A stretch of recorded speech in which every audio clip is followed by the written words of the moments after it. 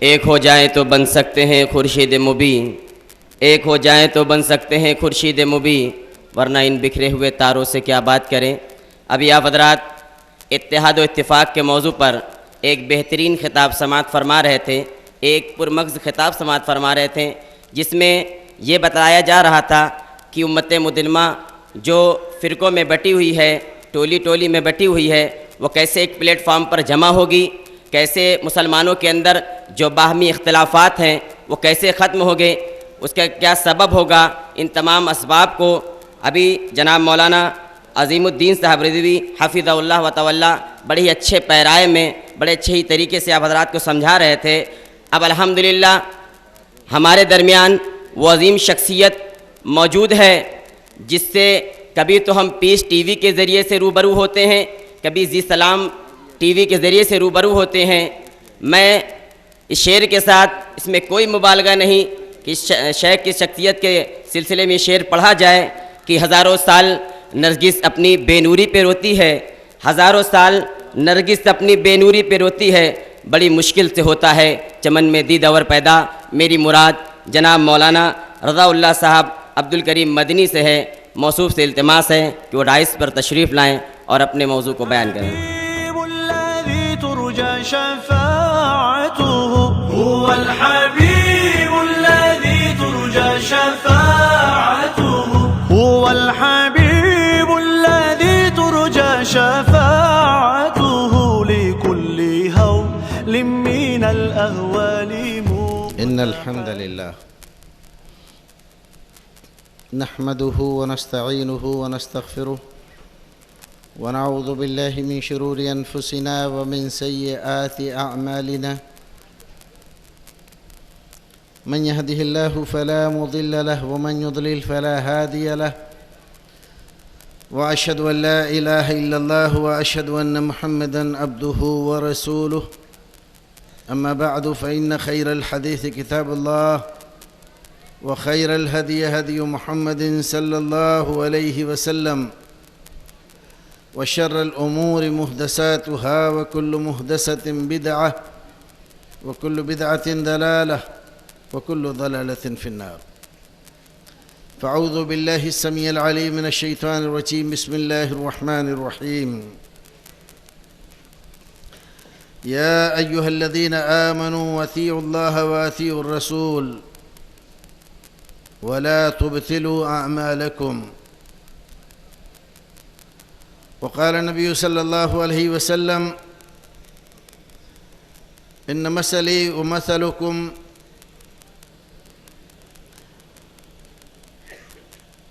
كمثل رجل أتى قوما فقال: يا قومي إني لكم أنا النذير العريان.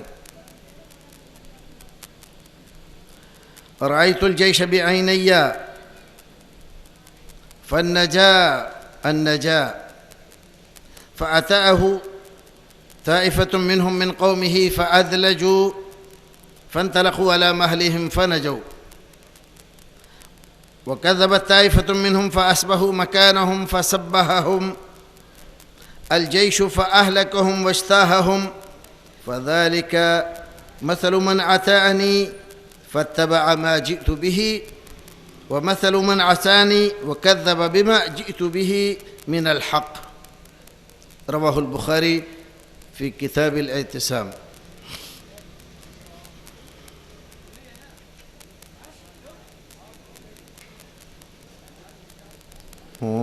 لاکھوں سلام اس آقا پر، بتلا کو جس نے توڑ دیے، دنیا کو دیا پیغام سکون، طوفانوں کے رخ موڑ دیے۔ ہوں لاکھوں سلام اس آقا پر، بت لاکھوں جس نے توڑ دیے، بت لاکھوں جس نے توڑ دیے، دنیا کو دیا پیغام سکون، طوفانوں کے رخ موڑ دیے۔ اس جان جہاں کی باتوں میں کچھ لطف ہے سا ہم نفسوں، کچھ لطف ہے ایسا ہم نفسوں، جس دن سے چھڑا ہے ذکر نبی، جس دن سے چھڑا ہے ذکر نبی، سب ذکر جہاں کے چھوڑ دیے۔ ہوں لاکھوں سلام اس آقا پر، بت لاکھوں جس نے توڑ دیے۔ بدنام برہمن ہے ورنہ کچھ شیخ بھی سے کم تو نہیں، کچھ شیخ بھی اس سے کم تو نہیں، خواہش کے بتوں کی پوجا ہے، خواہش کے بتوں کی پوجا ہے، گو پتھر کے بت توڑ دیے۔ گو ظاہر اجلا اجلا ہے،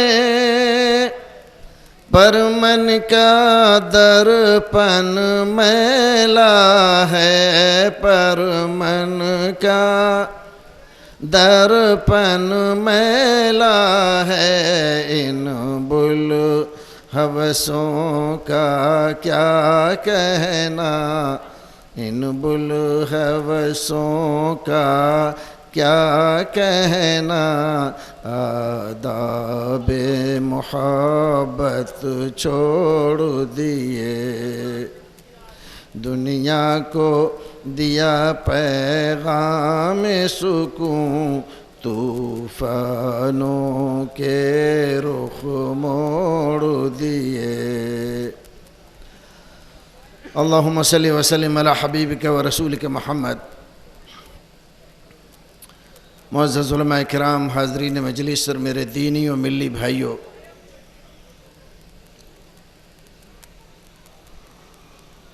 ابھی آپ حضرت مولانا عظیم الدین صاحب رضوی حفظہ اللہ سے اعتصام بحبل اللہ کے عنوان پر تقریر سماعت فرما رہے تھے۔ وہ بتا رہے تھے کہ دین ہے کیا اور لینا کہاں سے چاہیے۔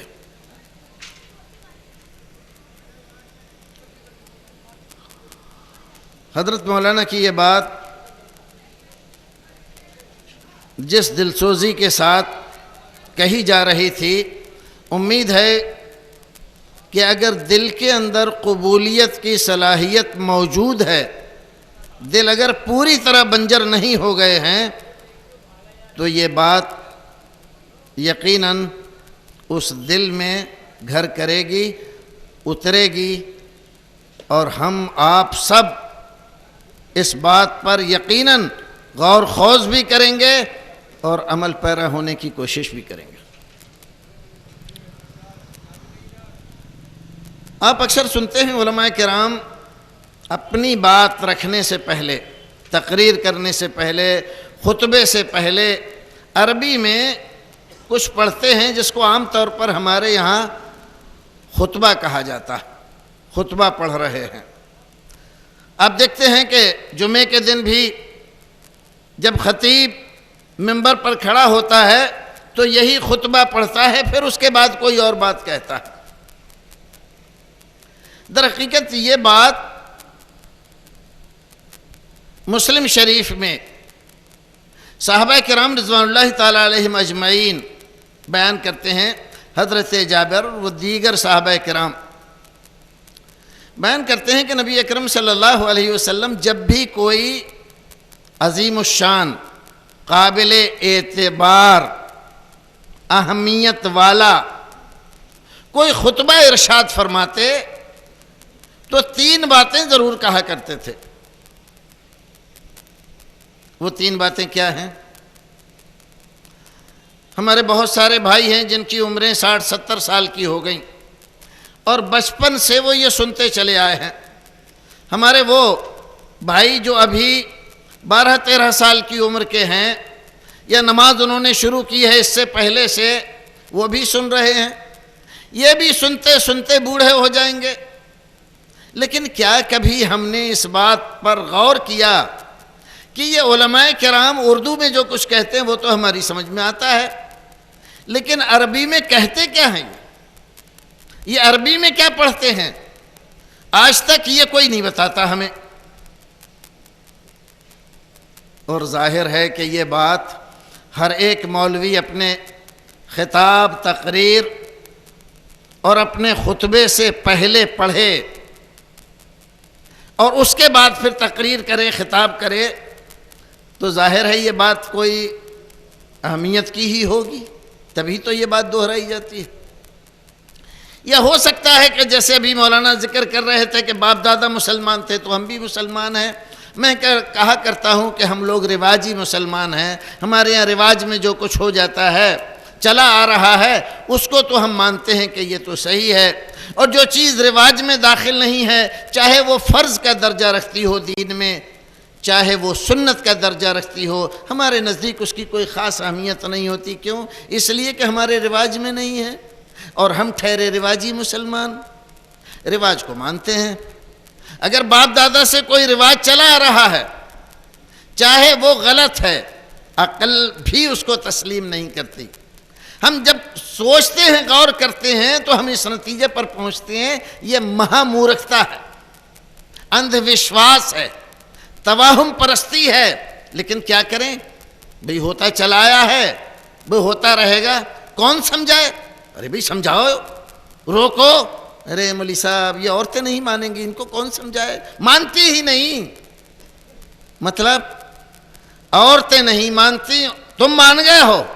ہاں مولوی صاحب ہم تو آپ کی سن رہے نا، ہم تو مان گئے۔ ارے تم مان گئے ہوتے تو بیچاری عورتیں بھی مان گئے، تم ہی نہیں مان رہے ہو۔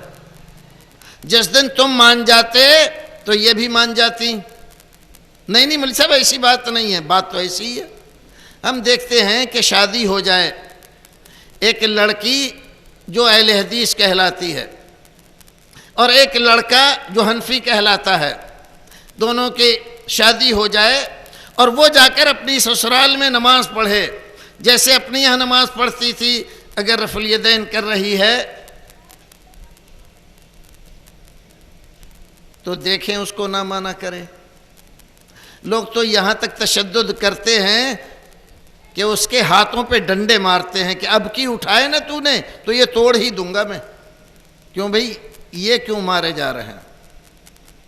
تم تو کہتے یہ مانتی ہی نہیں ہے، تو رہنے دینا، یہ مانے گی نہیں، اس کو رفع الیدین کرنے دے۔ لیکن نہ، رفع الیدین نہیں کرنے دوں گا، باقی جو کچھ کر رہی ہے آباء و اجداد سے چلا آ رہا ہے وہ کرتی رہے، وہ تو مانے گی نہیں ہے۔ کیوں؟ اس لیے کہ وہ رواج کی ہے نا، تجھے بھی پسند ہے وہ، اور یہ بات تو سنت کی ہے، یہ تجھے گوارا نہیں ہے، کیونکہ تو رواج کا بندہ ہے، رواج کی بات مانے گا۔ اگر رفع الیدین رواج میں ہوتی تو تجھے بھی اعتراض نہ ہوتا۔ کیوں؟ اس لیے کہ رواج کو مانتے ہم تو، ہم شریعت کو، قرآن کو، حدیث کو۔ یہ علماء کرام پتہ نہیں کیا کرتے ہیں۔ سنے گا اقبال کون تیری، یہ انجمن ہی بدل گئی ہے، نئے زمانے میں آپ ہم کو پرانی باتیں سنا رہے ہیں، پرانی باتیں 1400 سال پہلے کی۔ حضرت عبداللہ ابن مسعود ایسے تھے، حضرت عبداللہ ابن عمر ایسے تھے، حضرت ابو ہریرہ ایسا کرتے تھے۔ ارے بھائی وہ 1400 سال پرانی بات ہے، ارے ہمارے باپ دادا جب سے کرتے چلے آ رہے ہیں تب کی بتاؤ، تب کی بتاؤ۔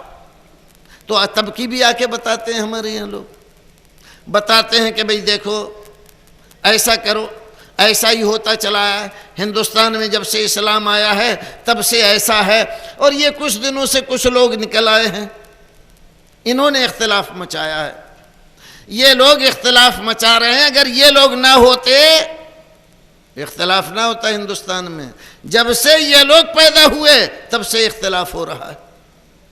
میں دیکھتا ہوں کہ رسول اکرم صلی اللہ علیہ وسلم جب مکے میں 40 سال تک، کتنے سال تک؟ 40 سال تک مکے میں رہے، مکے کا ایک آدمی بھی ایسا نہیں تھا جو آپ کی کسی بات کی مخالفت کرتا ہو، کسی کو غلط کہتا ہو، آپ پر اعتراض کرتا ہو، یا مکے کے کسی دوسرے نوجوان کو آپ کے برابر سمجھتا ہو، ایک آدمی بھی نہیں۔ نہ ابو جہل، نہ عتبہ، نہ شیبہ، نہ ابو لہب، نہ امیہ بن خلف، بڑے بڑے مشرک اور کافر بھی سب آپ کی نیکی، دینداری، پرہیزگاری، سمجھداری، صداقت، امانت تمام کے قائل تھے۔ کتنے دن تک؟ 40 سال تک۔ اور پھر اللہ رب العزت نے ذمہ داری سونپی کہ اے نبی اب آپ کھڑے ہو جائیے، قم فانذر وَرَبَّكَ فَكَبِّرْ وَثِيَابَكَ فَطَهِّرْ وَالرُّجْزَ فَاهْجُرْ، نبی کھڑے ہو جاؤ، اب کھڑے ہونے کا وقت آیا ہے۔ کیا کرو؟ فانذر، ڈراؤ اپنی قوم کو۔ اگر یہی روش رہی تو کیا ہونے والا ہے ان کے ساتھ بتا دو، ان کو کھول کر بتا دو۔ وَثِيَابَكَ فَطَهِّرْ، اور اپنے ظاہری اور اندرونی تمام لباس کو پاکیزہ کر لو۔ وَالرُّجْزَ فَاهْجُرْ، اور یہ جو بتوں کی گندگی ہے، غیر اللہ کی جو گندگی ہے، اس کو اٹھا کر پھینک دو۔ نبی اکرم صلی اللہ علیہ وسلم کھڑے ہوئے، کوہ صفا پر گئے، لوگوں کو بلایا، جمع کیا، سارے مکے کے لوگ جمع ہو گئے۔ پوچھا یہ بتلاؤ، میں یہاں پہاڑ پر کھڑا ہوں، تم لوگ نیچے ہو، تمہیں نہیں معلوم ہے پہاڑ کے پیچھے کیا ہے، لیکن میں دیکھ سکتا ہوں، کیوں؟ اس لیے کہ میں اوپر کھڑا ہوں۔ اگر میں یہ کہوں کہ اس پہاڑ کے پیچھے ایک فوج چھپی ہوئی ہے جو عنقریب آ کر تمہارے اوپر حملہ کر دے گی، میری بات مانو گے؟ کہنے لگے کہ ہاں مان لیں گے۔ سارے لوگ، کسی ایک آدمی نے بھی یہ نہیں کہا کہ نہیں مانیں گے۔ کیوں؟ ما جربنا علیک الکذب، آج تک کبھی آپ کو جھوٹ بولتے ہوئے نہیں دیکھا۔ 40 سال کی عمر ہو گئی آپ کی، کبھی ہنسی مذاق میں بھی آپ نے جھوٹ نہیں بولا، تو آپ اچانک اتنا بڑا جھوٹ کیسے بول دیں گے؟ آپ مان لیں گے ہم؟ حالانکہ یہ عقل کے خلاف، قیاس کے خلاف بات تھی کہ کوئی فوج آ کر پہاڑ کے پیچھے چھپ جائے اور اچانک حملہ کر دے۔ دیکھا جائے تو عقل کے مطابق نہیں تھی یہ بات۔ کیوں؟ سب سے پہلے تو اس لیے کہ مکے والوں کی کسی سے لڑائی نہیں تھی، تو کوئی فوج آ کر خام خواہ مکے پہ حملہ کیوں کرے گی؟ لڑائی ہے ہی نہیں ہماری کسی سے، ہم پہ کون حملہ کرے گا؟ پھر اور اگر آ رہا ہے کوئی تو سارا علاقہ صحرائی ہے، ریگستان کا علاقہ ہے، فوج اگر گزرے گی تو اوپر آسمان میں میلوں تک دھول، گرد و غبار چھا جائے گا۔ دیکھ رہے ہیں آسمان صاف ہے، ہماری کسی سے لڑائی نہیں ہے، کیسے مان لیں؟ نہیں مانیں گے۔ کہنا تو یہ چاہیے تھا کہ نہیں مانیں گے، خلاف قیاس بات ہے یہ۔ لیکن رسول اکرم صلی اللہ علیہ وسلم کے 40 سال کا عمل و کردار، عظمت مجبور کر رہی تھی ان کو کہ یہ کہو کہ مانیں گے۔ سب نے کہا مان لیں گے، اقرار کرا لیا کہ مان لو گے، اتنا اعتبار ہے میرے اوپر، ایسی بات جو عقل میں آنے والی نہیں ہے وہ بھی مان لو گے۔ پھر کہا یا ایھا الناس قولوا لا الہ الا اللہ تفلحوا، اے لوگو لا الہ الا اللہ کہو کامیاب ہو جاؤ گے۔ کامیابی کا صرف یہی ایک راستہ ہے، توحید پر آ جاؤ، شرک کو چھوڑ دو، باپ دادا کے رسم و رواج سے دور ہو جاؤ، اور والرجز فاہجر، اور یہ جو معبودان باطلہ بٹھا رکھے ہیں ان سے ناتا توڑ لو۔ جانتے ہو کیا ہوا؟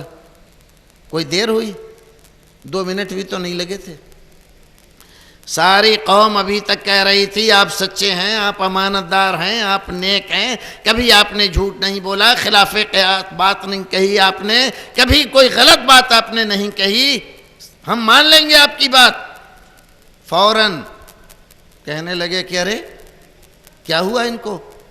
سب سے پہلے جس آدمی نے مخالفت کی گھر کا آدمی تھا، ابو لہب، گالی دے کر بولا ستیاناش ہو تمہارا، کیا اس لیے تم نے بلایا تھا ہم اپنے باپ دادا کے رسم و رواج کو چھوڑ دیں؟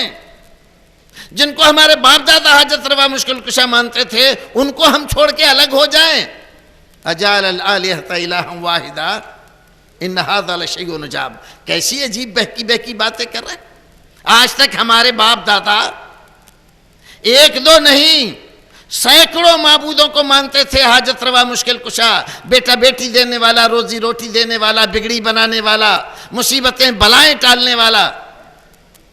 اب یہ کہتے ایک ہی ہے وہی سب کچھ کرے گا، ایک کیسے کر لے گا بھائی؟ ہمارے یہاں جیسے بہت سارے لوگ کہتے ہیں آج سے وہی نبی، وہی محمد ابن عبداللہ جس کا اتنا احترام تھا کہ اس کی خلاف قیاس بات بھی مان کر وہ خوش تھے، لیکن جب محمد ابن عبداللہ نے محمد الرسول اللہ کی حیثیت سے ایک بات کہی، قولوا لا الہ الا اللہ، تو سب بدک گئے، سب بھڑک گئے، سب بھاگ کھڑے ہوئے۔ کس لیے؟ باپ دادا کے خلاف کر رہا ہے، رواج کے خلاف کر رہا ہے۔ آج تک تو یہ ہوتا رہا ہے، ہمارے خاندان میں یہ ہوا ہے، ہمارے قبیلے میں ایسا ہوتا ہے، بھئی ہمارے یہاں کے تو یہی رسم ہے، ہمارے یہاں کا تو یہی رواج ہے، بھئی باپ دادا کی لکیر کو کیسے چھوڑ دیں؟ ارے بھئی کیسے؟ کیا ہمارے باپ دادا جاہل تھے؟ کیا ہمارے باپ دادا گمراہ تھے؟ کیا ہمارے باپ دادا کافر تھے؟ یہ کیسی باتیں کر رہے ہیں؟ سیرت اٹھا کر پڑھو رسول کی، دیکھو وہ زمانہ، ان کا بدکنا، بھڑکنا، غصہ ہونا، جھگڑنا، بے عزتی کرنا، مارنے کے لیے تیار ہو جانا، آپ کو قتل کرنے کے در پہ ہو جانا، اور بڑے بڑے مشتنڈوں کو، پہلوانوں کو آپ کے دروازے پہ ننگی تلواریں لے کر کھڑا کر دینا، کس لیے تھا؟ کوئی اور وجہ تھی؟ وجہ صرف اتنی ہی تھی کہ آپ رسول اکرم نے ایک حق اور سچ بات کہہ دی تھی اللہ کی، جو ان کے رسم و رواج کے خلاف تھی، باقی کوئی بات نہیں تھی۔ آپ نے برا بھلا نہیں کہا، گالی نہیں دی، کسی کے ساتھ زیادتی نہیں کی، بد اخلاقی نہیں کی، کسی کی گائے نہیں کھولی، کسی کا گھر نہیں دبایا، کسی زمین کے قبضہ نہیں کیا۔ بات کیا تھی؟ رسم و رواج کے خلاف بول رہے ہیں، باپ دادا کے خلاف بول رہے ہیں۔ بھائی اتنی سی بات تھی جس کی وجہ سے ہی ساری لڑائی کھڑی ہوئی۔ دیکھو، پڑھو، سیرت پڑھو۔ تو ہم لوگ کیا کر رہے ہیں آج؟ اگر دیکھا جائے تو ہم کہاں کھڑے ہیں؟ ہمارے خیالات، ہمارے نظریات، ہماری سوچ، ہماری سمجھ ان لوگوں کی سوچ سمجھ سے ملتی ہوئی ہے یا الگ ہے؟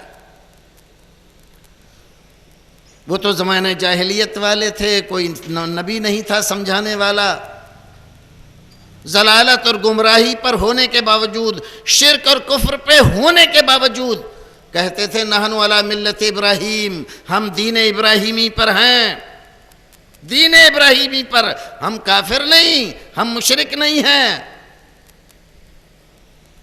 جب اللہ رب العزت نے کہا کہ تم غیر اللہ کی پوجا کرتے ہو تو کہنے لگے الزام ہے، دھوکہ ہے، یہ سازش ہے ہمارے خلاف۔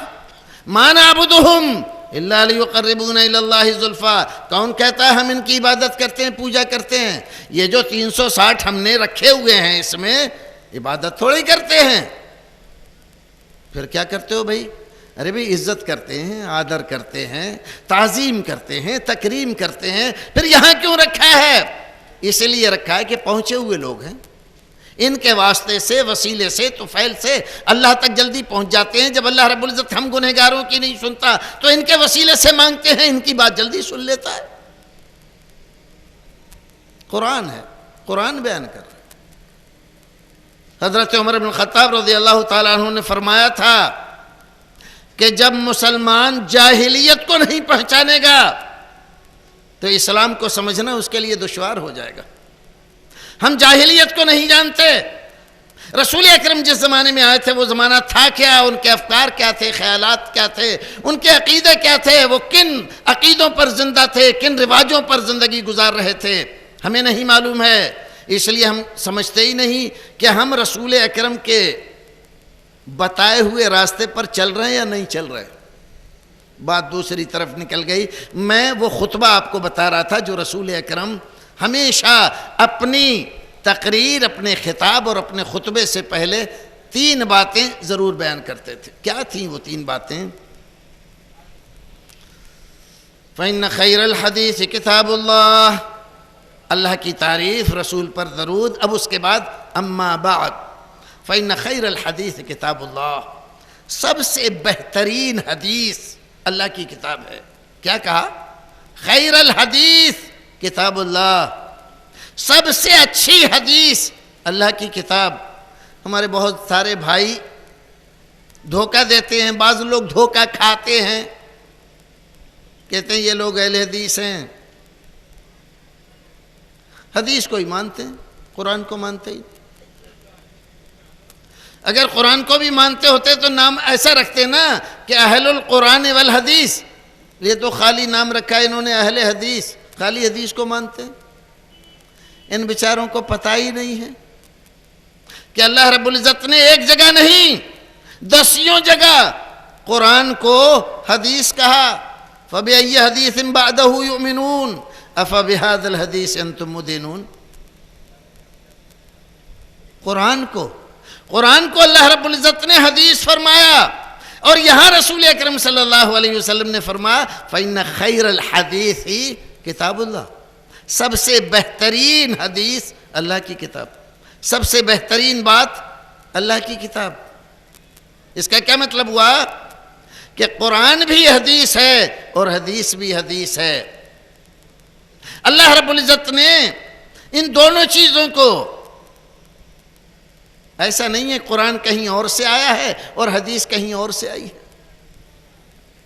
حکم ہوا نبی اکرم صلی اللہ علیہ وسلم کو، یا ایھا الرسول بلغ، اے نبی ہمارے بندوں کو تبلیغ کیجئے۔ سوال ہوا پروردگار کس بات کی تبلیغ کروں، کیا بتاؤں؟ فرمایا ما انزل الیک من ربک، جو تمہارے رب کی جانب سے تمہارے اوپر نازل ہوا اس کی تبلیغ کیجئے۔ تو کیا ہوا نازل؟ قرآن اور جو کچھ آپ فرماتے تھے یہ اللہ رب العزت کی جانب سے نازل ہوا کہ نہیں؟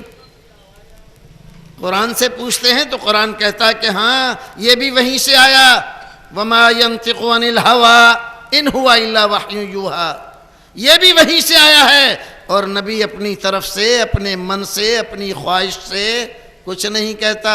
جب اللہ وحی کرتا ہے تو ہمارا نبی بولتا ہے، تو قرآن بھی وہیں سے آیا، حدیث بھی وہیں سے آئی، اسی کی تبلیغ کرنے کا حکم دیا گیا۔ یہی ہے تبلیغ کا نصب العین، یہ ہے تبلیغی نصاب۔ تبلیغی نصاب یہ ہے، قرآن کی تبلیغ کرو اور حدیث کی تبلیغ کرو۔ نبی کو حکم دیا جا رہا ہے۔ جس زمانے میں آج کے ہمارے زمانے کا تبلیغی نصاب وجود میں نہیں آیا تھا، تب نبی اکرم کو حکم دیا گیا تھا یا ایھا الرسول بلغ ما انزل الیک من ربک، تبلیغ کیجئے۔ کس بات کی کروں پروردگار؟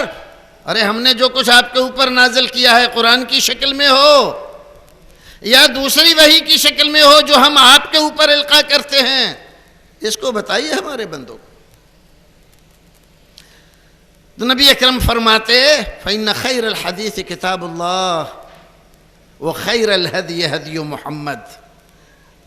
دوسری بات، اور سب سے بہترین راستہ، طریقہ، مسلک، مذہب محمد صلی اللہ علیہ وسلم کا ہے۔ سب سے بہترین مسلک رسول کا، سب سے بہترین مذہب رسول کا، سب سے بہترین طریقہ رسول کا، سب سے بہترین اسوہ رسول کا۔ اس سے بہترین طریقہ، راستہ، مذہب، مسلک کوئی بھی نہیں۔ اب تیسری بات، وَشَرَّ الْأُمُورِ مُحْدَثَاتُهَا، اور سب سے بدترین کام وہ ہے جو دین میں نیا نکالا گیا ہو، دین کے نام پر، ثواب کی امید سے، اور دین میں اس کا کوئی وجود نہ ہو۔ دوائی اس کے موجود تھے رسول اکرم کے زمانے میں، اور آپ کے زمانے میں نہیں پایا گیا، ایسا کام شر الامور، سب سے بدترین کام ہے۔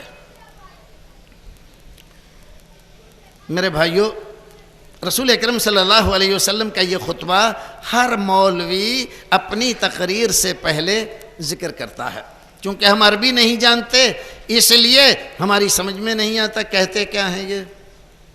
آج میں نے آپ کو بتلا دیا یہ 3 باتیں کہتے ہیں۔ میں آپ کی توجہ ایک اور بات کی طرف لے جانا چاہتا ہوں۔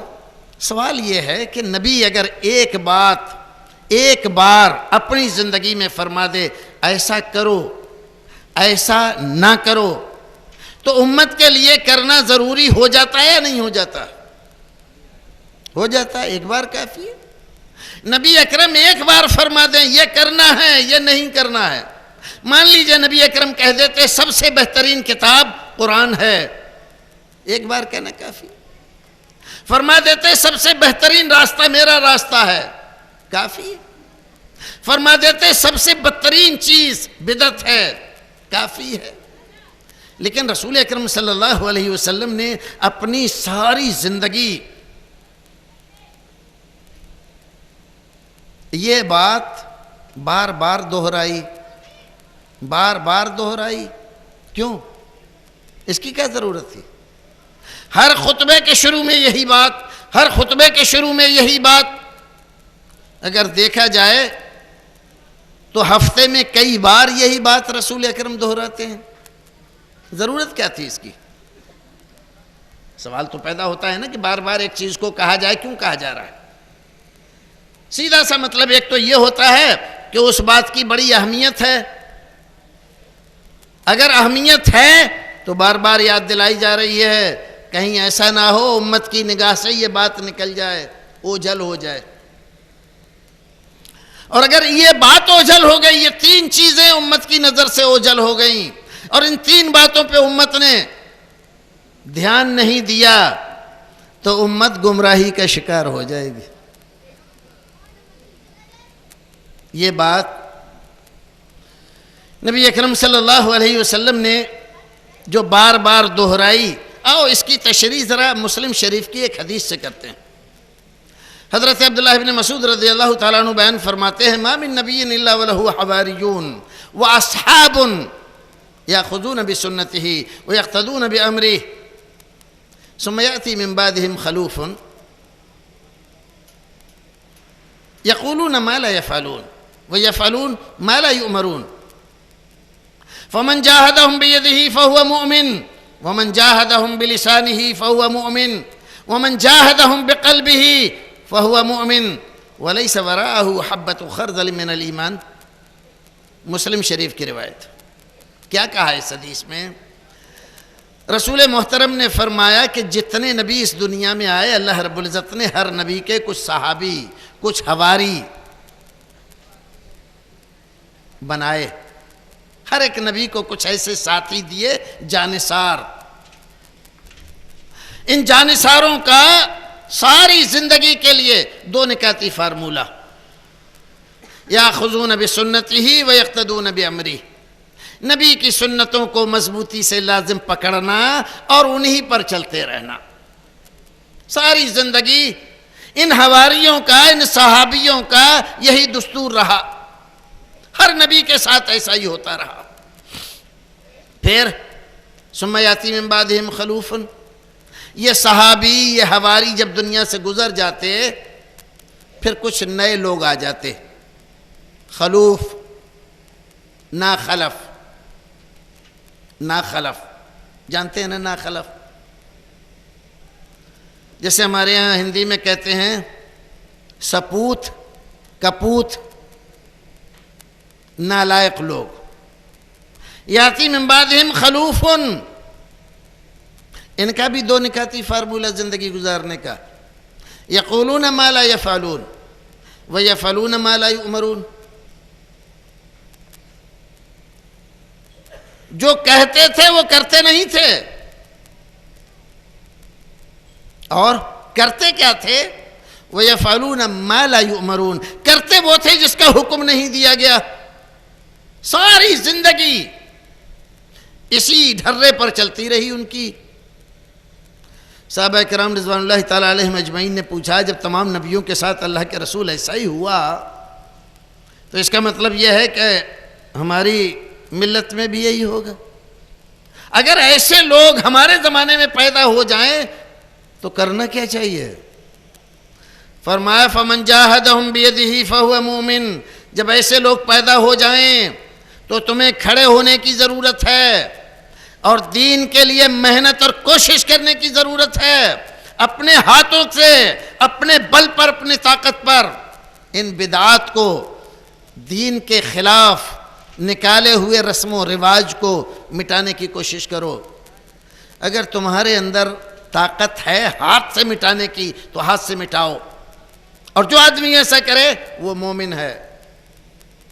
اگر اتنی طاقت نہ ہو اللہ کے رسول ہاتھ سے مٹا سکیں، فرمایا جو آدمی زبان سے مٹانے کے لیے کوشش کرے وہ بھی مومن ہے. طاقت نہیں ہے ہاتھ سے روکنے کی لیکن زبان سے کہتا ہے، لوگوں کو بتاتا ہے یہ غلط بات ہے، یہ دین کے خلاف سازش ہے، یہ سنت نہیں، یہ بدعت ہے، یہ رسم و رواج دین کے طریقے کو چھوڑنے کا ذریعہ بن رہا ہے، اس کو چھوڑ دو. زبان سے کہتا ہے، یہ بھی مومن ہے. اگر کسی آدمی کے پاس اتنی بھی طاقت نہ ہو، دو چار آدمی ہوں بیچارے کسی جگہ پر، بولتے ہوئے بھی ڈرتے ہوں، اگر زبان کھولی تو سماج میں، معاشرے میں ایسے لوگ ہیں جو کہیں زبان پکڑ کے کہیں چلیں گے. اچھا بھیا، تو دل سے برا جانیں. دل سے برا جاننے کا مطلب کیا ہے؟ نہ اس میں شریک ہو، نہ ان کا ساتھ دے اس میں. فرمایا یہ بھی مومن ہے. وَلَيْسَ وَرَاءُ حَبَّةُ خَرْدَلٍ مِّنَ الْإِيمَانِ. اگر دل سے بھی برا نہیں جانتا تو سمجھ لو کہ اس کے بعد رائی کے دانے کے برابر بھی اس کے دل میں ایمان نہیں ہے. رائی کے دانے کے برابر، چاہے کلگی کتنی ہی بڑی لگا لے، چاہے جبہ 10 میٹر کا پہن لے، ایمان نہیں ہے. یہ خالی اوپر کی سجاوٹ و بناوٹ ہے، اور اللہ رب العزت اس سجاوٹ و بناوٹ کو نہیں دیکھتا، دل کو دیکھتا ہے. دل میں میری اور میرے رسول کی، میرے فرمان و میرے رسول کی سنت کی قدر کتنی ہے، اس کی تعظیم و تکریم کتنی ہے اس کے دل میں، یہ دیکھتا ہے اللہ رب العزت. تو کیا فرمایا نبی اکرم نے؟ لوگ ہوں گے، ہمیشہ ایسا ہوتا رہا.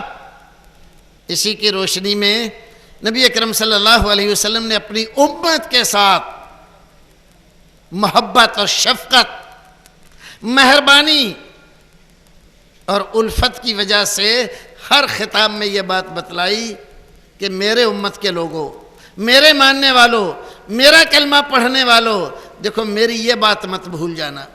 سب کتابوں میں بہترین کتاب اللہ کی کتاب ہے، اور سارے راستوں میں بہتر راستہ میرا ہے، اور سب سے بدترین کام بدعت کا ہے. یہ بات مت بھول جانا. ہائے ہائے کیا ہو گیا ہمیں.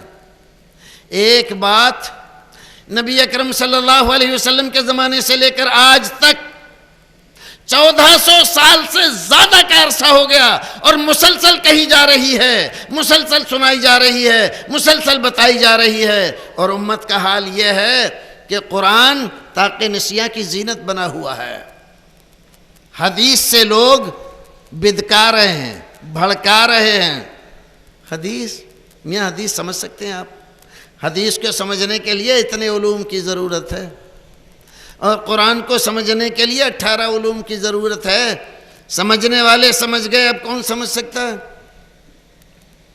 اور حدیث آپ سمجھ سکتے ہو؟ میاں حدیث کوئی صحیح ہے، کوئی حسن ہے، کوئی ضعیف ہے، آپ کو کیا معلوم کس حدیث پر عمل کرنا چاہیے؟ میاں کوئی حدیث ایسی ہے جو منسوخ ہے، کوئی حدیث ایسی ہے جو ناسخ ہے، آپ کیسے عمل کر سکتے ہو؟ آپ کو معلوم ہے حدیث کی کتنی قسمیں ہیں؟ میاں 60 سے زیادہ قسمیں ہیں، بعض لوگوں نے 100 سے زیادہ قسمیں لکھی ہیں۔ آپ سمجھ سکتے ہو اتنا علم ہے آپ کو؟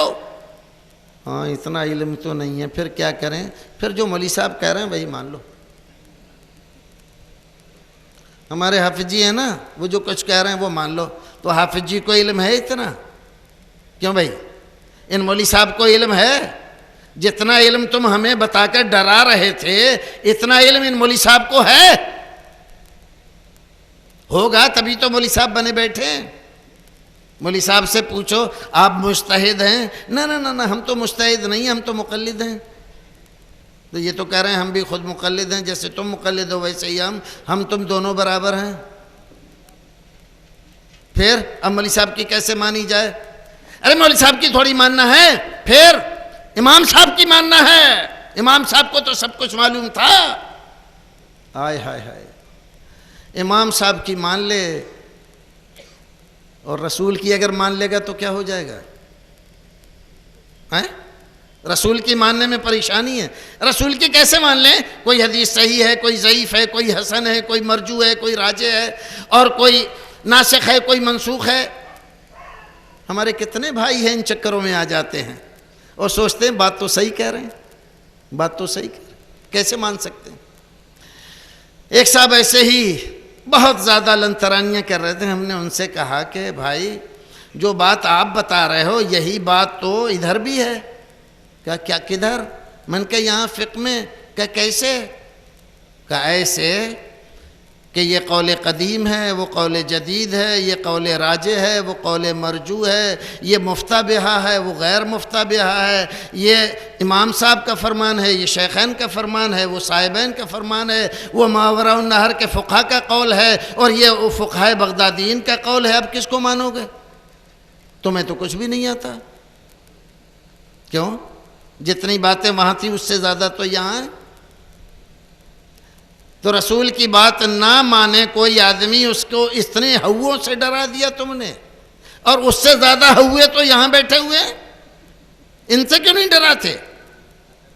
لیکن رواج میں نہیں ہے نا، رواج نہیں ہے ہمارے یہاں حدیثوں پہ عمل کرنے کا۔ ہمارے یہاں رواج کیا ہے؟ 4 امام برحق ہیں، 4 مصلی برحق ہیں، بہت ٹھیک ہے، چاروں امام برحق ہیں، چاروں ہی کیا 400 امام برحق ہیں۔ حضرت امام بخاری رحمۃ اللہ علیہ امام برحق نہ تھے کیا؟ امام ناحق تھے کیا؟ امام مسلم، امام ابو داود، امام نسائی، یہ سب کیا تھے؟ یہ امام برحق نہ تھے؟ امام اوزاعی، امام ثوری، یہ سب امام برحق نہ تھے؟ سبھی امام برحق تھے۔ کس کو کہو گے کہ یہ ناحق پہ تھا؟ یہ سبھی امام ہیں ہمارے، اور ان سب کی ہم عزت کرتے ہیں، اور ہمیں عزت کرنا ہے ان کی۔ اور کسی امام کی شان میں گستاخی کرنا اپنے ایمان کو داغدار کرنا ہے۔ وہ بدبخت ہی ہوگا جو اماموں کو گالیاں دے گا۔ وہ دنیا کا سب سے ناکارہ آدمی ہے جو اماموں پر حرف زنی کرتا ہے، ان پر فتوی بازی کرتا ہے اور ان کو گالیاں دیتا ہے۔ سب سے ناکارہ آدمی۔ امام سب ہمارے ہیں، اماموں میں کوئی بٹوارہ نہیں، اور سارے امام برحق ہیں، سارے امام تعظیم اور توقیر کے مستحق ہیں۔ کیوں؟ اس لیے کہ ان سارے اماموں کا منہج طریقہ ایک ہی تھا، رسول کی مانو۔ سب رسول ہی کی مانتے تھے، رسول کو چھوڑ کے انہوں نے کسی کو نہیں منوایا۔ انہوں نے ساری زندگی اگر بلایا تو قرآن کی طرف بلایا، حدیث کی طرف بلایا۔ اپنی طرف بلایا کیا؟ نہیں بلایا۔ حضرت امام ابو حنیفہ رحمۃ اللہ علیہ حضرت امام یوسف سے فرماتے ہیں یا یعقوب لا تکتب کل ما اقول لک فانی اقولہ اليوم وارجع عنہ غدا۔ اے یعقوب، حضرت ابو یوسف کا نام کیا تھا؟ یعقوب۔ ابو یوسف، میں جو کچھ کہتا ہوں ہر بات مت لکھ لیا کر۔ کیوں؟ اس لیے کہ آج میں ایک بات کہتا ہوں، کل کو اس سے رجوع کر لیتا ہوں۔ آج کوئی بات کہی، دلیل نہیں مل رہی تھی تو قیاس سے کوئی بات کہہ دی، کل کو دلیل مل گئی، قیاس کو پرے پھینک دیا، دلیل کو لے لیا۔ یہ مسلک کس کا تھا؟ امام صاحب کا۔ اسی لیے تو انہوں نے کہا اذا صح الحدیث فہو مذہبی۔ آج ہمارے بھائی لوگ اس قول ہی کو اتنا انہوں نے تعویل سے بگاڑ دیا کہ اس کا معنی مفہوم ہی بدل دیا۔ ایک صاحب کہنے لگے کہ یہ جو لوگ ہیں نا، یہ لوگ یہ سمجھتے تو کچھ ہے نہیں، اماموں کی بات کیا سمجھ لیں گے، یہ آج کل کے مولویوں کی بات تو سمجھتے نہیں۔ ہم نے کہا کیوں بھائی؟ کہا امام صاحب کے کہنے کا مطلب یہ تھا اذا صح الحدیث فہو مذہبی، جب کوئی حدیث صحیح ہو جاتی ہے، صحیح ثابت ہو جاتی ہے، تب میں اس کو اپنا مذہب بناتا ہوں۔ تو میری کوئی بات بھی صحیح حدیث کے خلاف نہیں ہے۔ سبحان اللہ، کیا تعویل کی ہے، کیا تعویل کی ہے۔ اگر مجمع کچھ اور ہوتا تو ابھی نعرے لگتے کئی سارے کہ کیا بات کہی ہے امام صاحب کی، کیا شان بڑھائی ہے۔ لیکن اس بھائی سے میں نے کہا کہ آپ کی بات صحیح تو ہو جاتی لیکن اس میں تھوڑی سی گڑبڑی ہے۔ کہنے لگے کیا؟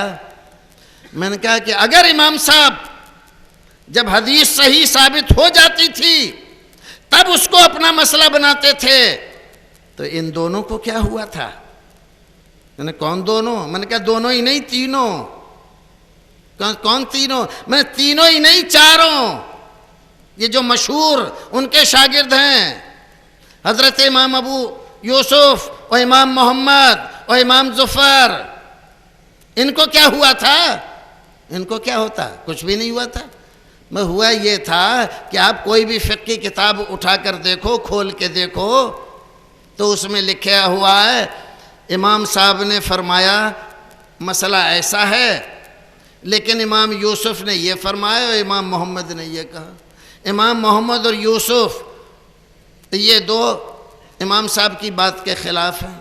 اور اس سے بھی زیادہ تعجب کی بات کہتے ہیں والفتویٰ علی قولہما، اور فتویٰ کس پر دیا جا رہا ہے؟ امام صاحب کی بات پر نہیں، صاحبین کی بات پر۔ یہ مولانا عظیم الدین رضوی صاحب بیٹھے ہوئے ہیں، یہ اس میدان کے بڑے کھلاڑی رہے ہیں، پوچھو ان سے یہ فقہ کی کتابوں میں ایسا ہی لکھا ہے؟ نہیں لکھا۔ کیوں؟ اگر امام صاحب ہر ایک مسئلے کے لیے صحیح حدیث ان کو مل گئی تھی اور اسی کے مطابق انہوں نے فتویٰ دیا تو صاحبین کے لیے کیا جائز تھا کہ مخالفت کرتے؟ اور کیا فقہ حنفی کے لیے یہ درست تھا کہ امام صاحب کی بات چھوڑ کے صاحبین کی بات پر عمل کراتے اور فتویٰ اس پر دیتے؟ ظاہر ہے اس سے تو بڑی خرابی لازم آ رہی ہے۔ خرابی کیوں لازم آ رہی ہے؟ اس لیے کہ امام صاحب کے سیدھے سادے قول کو آپ نے اتنا گھمایا کہ انہی کے گلے میں وہ مصیبت بن کے لٹک گیا۔ امام صاحب کا یہ فرمان نہیں تھا۔ امام صاحب کے اقوال ایک آدمی نے نقل نہیں کیے، بہت سارے لوگوں نے نقل کیے، ان کے شاگردوں نے۔ پوچھا گیا ان کا نہ قولک یخالف قول اللہ، فرمایا اترکو قولی بقول اللہ، اللہ کی بات سے میری بات ٹکراتی ہو میری بات پھینک دو، اللہ کی بات مانو۔ اگر آپ کی بات رسول کی بات سے ٹکرائے تو اترکو قولی بقول رسول اللہ، رسول کی بات کو مانو، میری بات چھوڑ دو۔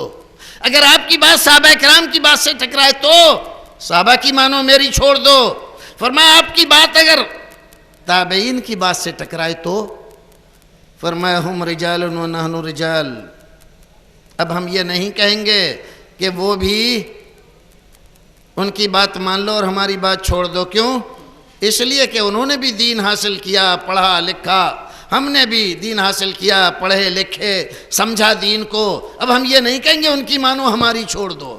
سبحان اللہ، کتنے نیک، دیندار، پرہیزگار، حجت نہیں ہیں، دین کو رواجی طور پہ نہیں مانتے، دین کو بنیادوں سے مانتے ہیں، کتاب اللہ سے، سنت رسول اللہ سے، صحابہ کرام سے، یہاں سے مانتے، یہاں سے مانتے. یہ امام ہیں، اسی لیے ہم ان کا احترام کرتے ہیں، اسی لیے ہم ان کی عزت کرتے ہیں. انہوں نے خود کہا ہماری بات رسول کی بات سے ٹکرائے تو چھوڑ دو. ایک صاحب کہنے لگے ذرا منہ سنبھال کے بات کرو. ہم نے کہا کیوں، کیا ہوا؟ ہمارا منہ تو ٹھیک ٹھاک ہے. کہنے لگے آپ کا یہ منہ ہے، امام صاحب کے منہ آئے آپ. ہم نے کہا کیوں، کیا ہوا؟ کہاں وہ، کہاں آپ؟ تو میں نے کہا آپ بھی ذرا منہ سنبھالیے. آپ کا یہ منہ ہے کہ امام شافعی کے منہ لگے آپ، امام مالک کے منہ لگے آپ، امام احمد ابن حنبل کے منہ لگے؟ کیوں؟ 3 امام ایک طرف، ایک امام ایک طرف، اور 3 اماموں کی بات کو آپ ٹھوکر مار رہے ہو اور اس بنیاد پر یہاں لوگوں کو ستا رہے ہو، مار رہے ہو. آپ کو منہ نہیں سنبھالنا چاہیے؟ ہاں، آپ کو نہیں منہ سنبھالنا چاہیے؟ ارے انصاف کرو بھائی. ہمارے یہاں آپ کسی مسجد میں جائیے، مسجد ہمارے بھائیوں کی، بہت سارے لوگ سمجھتے ہیں. میں اپنے بھائیوں کو، ہمارے بھائی جتنے بھی ہیں، جتنے بھی مسلمان، چاہے وہ کسی بھی جماعت سے تعلق رکھتے ہوں، میں کسی اور کی نہیں کہتا، میں اپنے آپ سب کو اپنا بھائی مانتا ہوں. سب مسلمان ہیں، سب مسلمان ہیں، لیکن مسلمانوں میں بہت ساری کیٹیگری ہوتی ہے، درجات ہوتے ہیں. ایسے ہی ہم میں اتنے سارے درجات ہیں. جو آدمی جتنا دین کو مان رہا ہے اتنا ہی زیادہ صحیح ہے، اور جو دین سے جتنا دور ہے اتنا ہی غلط ہے، لیکن ہے مسلمان بنیادی طور پر. یہ میں کوئی اپنی طرف سے کہہ رہا ہوں نہیں، میرے رسول نے مجھے حکم دیا ہے، میرے رسول نے مجھے حکم دیا. من صلی صلاتنا واکل ذبیحتنا، من صلی صلاتنا واستقبل قبلتنا واکل ذبیحتنا فذلك المسلم الذي له ذمة الله وذمة رسوله. بخاری شریف کے حدیث. کیا فرمایا؟ جو آدمی ہماری طرح نماز پڑھے، ہمارے قبلے کو قبلہ مانے، ہمارے ذبیحے کو کھائے، درست مانے، یہ مسلمان ہے، اور اس کو اللہ اور اس کے رسول کی پوری سیکورٹی حاصل ہے. جو آدمی اس کے دین و ایمان کو غلط مان کر اس کے ساتھ کوئی ذلت بھرا سلوک کرے گا، اللہ اور اس کے رسول کا دشمن ہوگا. تو ہم تو رسول کی اس بات کو سامنے رکھ کر اپنا بھائی ہی مانتے ہیں. تو میں ان بھائی کا، ایک کسی مسجد میں جاتا ہے اور اس نے جا کر آمین کہہ دی زور سے. سارے نمازی اس کو لپٹ گئے. کہاں سے آئے بھائی؟ کون ہو تم؟ کدھر سے آئے؟ کہاں رہتے ہو؟ یہاں کس کے یہاں آئے؟ تمہیں ہمت کیسے ہوئی آمین کہنے کی؟ ارے ایک آدمی ایک کام کیا ہے اور سوال اتنے سارے. بیچارہ ڈر گیا. کیوں کیا؟ اگر اس نے یہ کہہ دیا کہ بھائی اللہ کے رسول کی سنت ہے اس لیے میں نے آمین زور سے کہہ دی، اب تو اس کی خیر نہیں ہے. کیوں؟ رواج کے خلاف کام کیا نا اس نے. رواج میں ہے نہیں آمین زور سے کہنا ہمارے یہاں، لہذا اب اس کی خیر نہیں ہے. کہیں کہیں تو مسجد دھلوائیں گے.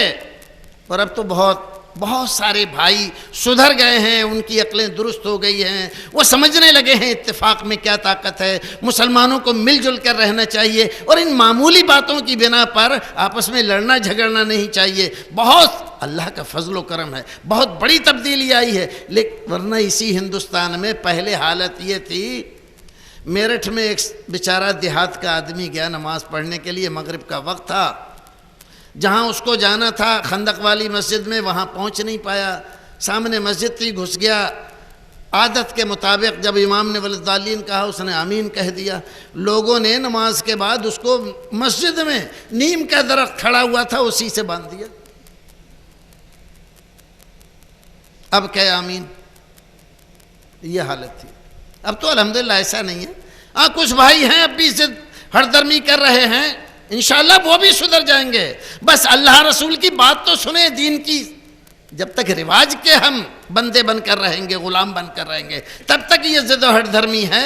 جب رسول کی بات سنیں گے انشاءاللہ، رسول کی بات سننے سے ہمارے سارے دلدر دور ہو جائیں گے، ساری ناپاکیاں دور ہو جائیں گی، ساری نفرتیں ختم ہو جائیں گی، سب کچھ دور ہو جائے گا۔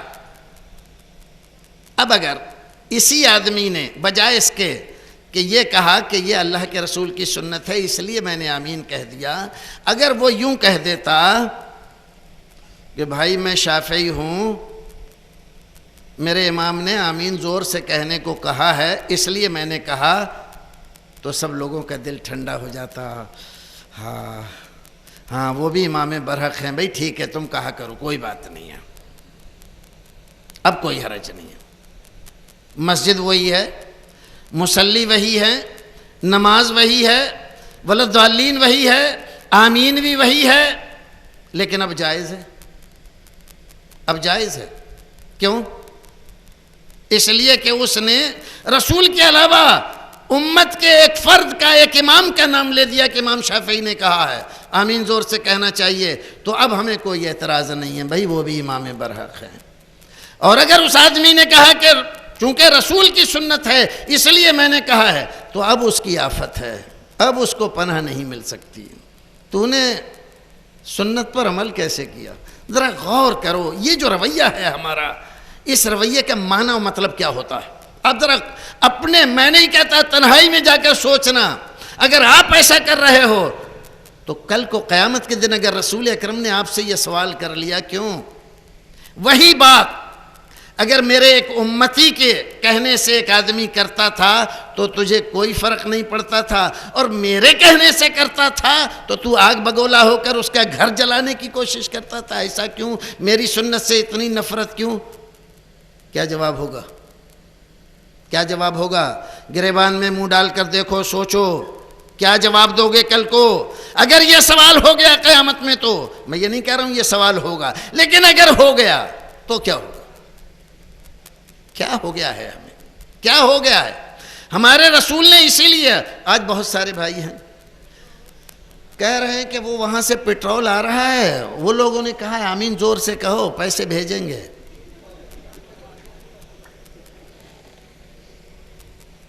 آمین زور سے کہو پیسے بھیجتے رہیں گے۔ ارے کمال کی بات ہے یار، تو یہ ادھر سے پیسے آ رہے ہیں اس لیے آمین زور سے کہہ رہے ہیں،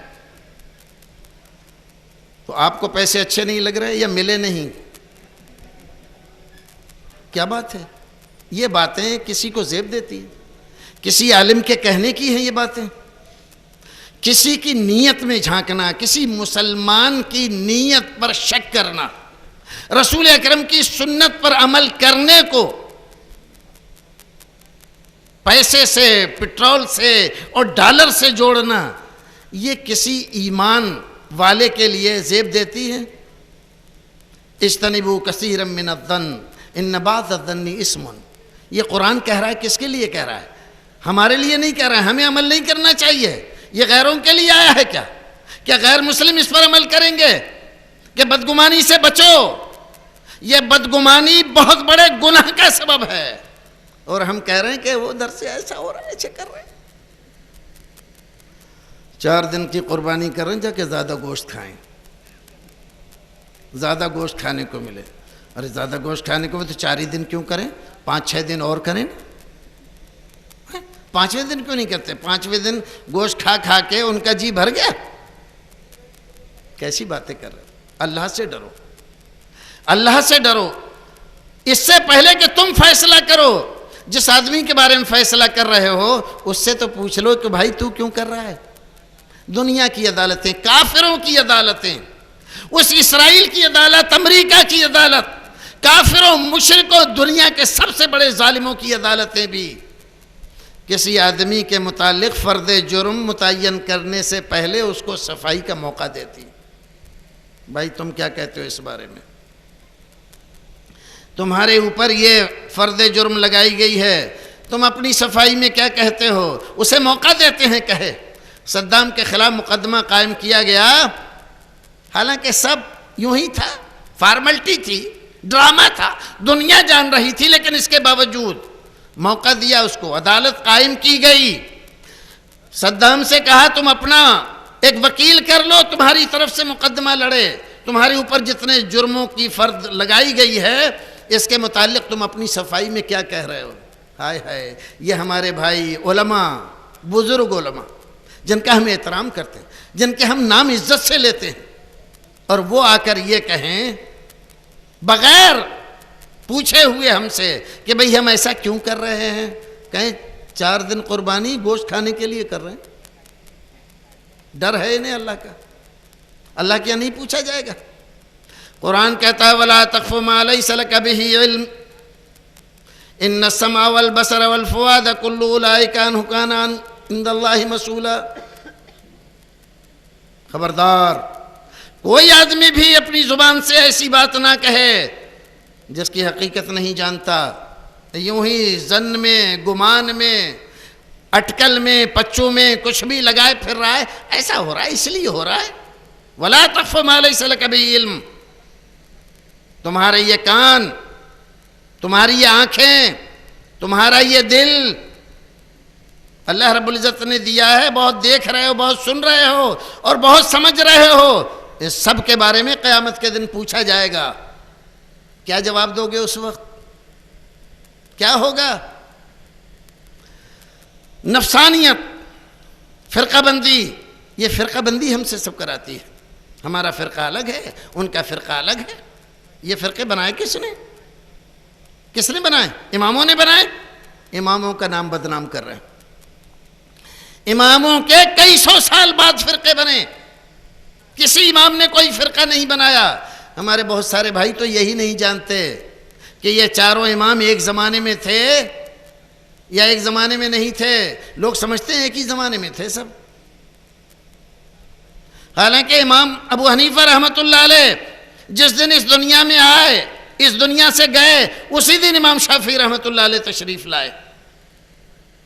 ایک دوسرے کی شکل بھی نہیں دیکھی، اور انہی مقلدوں نے، اللہ انہیں نیک سمجھ عطا فرمائے، اماموں میں بٹوارا کر کے ایک کو اونچا اور ایک کو نیچا کرنے کی جب کوشش کی تو کہا کہ دیکھو ہمارے امام جب تک دنیا میں رہے تمہارے امام کو آنے کی ہمت نہیں ہوئی. یہ لو سنو، نہیں سنو، نہیں سنا ہے ہم تمہیں. کہا جب تک ہمارے امام دنیا میں رہے تمہارے امام کو آنے کی ہمت نہیں ہوئی. انہوں نے سوچا کیا جواب دیں. انہوں نے کہا اچھا بات ایسی نہیں ہے. کہا پھر؟ کہا جب ہمارے امام آئے تو تمہارے بھاگ لیے. یہ اماموں کی توہین ہو رہا. کون کر رہا ہے؟ وہ نہیں کر رہے ہیں جن کے سر الزام ہے کہ یہ غیر مقلد اماموں کے نہیں مانتے. یہ یہی لوگ کر رہے ہیں جو کہہ رہے ہیں ہم اماموں کو مانتے. یہ چٹکلے، یہ لطیفے، یہ حکایتیں، یہ جو سنا سنا کے قوم کو مدہوش کر رہے ہیں، اللہ سے ڈرنا چاہیے ان کو. اور آپ لوگوں کو بھی کم سے کم تنہائی میں ہی جا کر ان سے کہنا چاہیے کہ اللہ کے بندو وہ بات سناؤ جو اللہ نے کہی ہے، وہ بات سناؤ جو رسول نے کہی ہے، وہ بات سناؤ جس سے ہمارا فائدہ ہو، ہمارے سماج کا فائدہ ہو، ہماری برائیاں مٹیں. ہمیں فرقہ بندی کی افیم کھلا کے مدہوش مت کرو. ہمیں تو عادی کر دیا مدہوشی کا. ہم مسلکوں کے نعرے لگا رہے ہیں اور رسول کہہ رہے ہیں کہ میرے مسلک سے بہتر کوئی مسلک ہے نہیں. رسول کا مسلک لوگوں کی نظروں میں نہیں، کہیں بھی رسول کے مسلک کا نعرہ نہیں لگتا. ہمارے ہندوستان کے کئی شہر ہیں ان کے مسلکوں کے نعرے لگ رہے ہیں. تو رسول اکرم صلی اللہ علیہ وسلم نے اپنی زندگی کے اتنے قیمتی سال یہ بات بار بار بتاتے ہوئے گزار دی اور صحابہ کرام کا سارا دور، خلفائے راشدین ابو بکر صدیق، عمر فاروق، عثمان غنی، علی مرتضی رضوان اللہ تعالی علیہم اجمعین، سارے کے سارے جب خطبہ دیتے، تقریر کرتے تو یہی بات دہراتے، اما بعد فإن خیر الحدیث کتاب اللہ وخیر الہدی ہدی محمد وشر الامور محدثاتها۔ اور اس دن سے لے کر آج تک یہ بات تسلسل کے ساتھ کہی جا رہی ہے اور ہم بے خبر ہیں۔ ایک بات کہی جا رہی ہے اور ہمیں پتہ نہیں کہا کیا جا رہا ہے۔ ہم انہیں اپنے الگ الگ مسلک بنا لیے۔ رسول کہہ رہے ہیں میرا راستہ سب راستوں میں بہتر۔ بعض لوگ ہو سکتا ہے ہمارے بھائی کہیں کہ رسول کا مسلک بتا دیا، رسول کا مذہب بتا دیا۔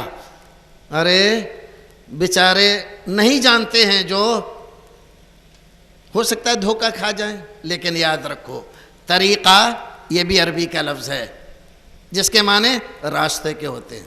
مذہب یہ بھی عربی کا لفظ ہے، اس کے معنی راستے کے ہوتے ہیں۔ مسلک یہ بھی عربی کا لفظ ہے جس کے معنی راستے کے ہوتے ہیں۔ یہ سارے ہی لفظ سب کا ایک ہی معنی ہے۔ رسول اکرم صلی اللہ علیہ وسلم کا طریقہ سارے طریقوں میں بہترین طریقہ۔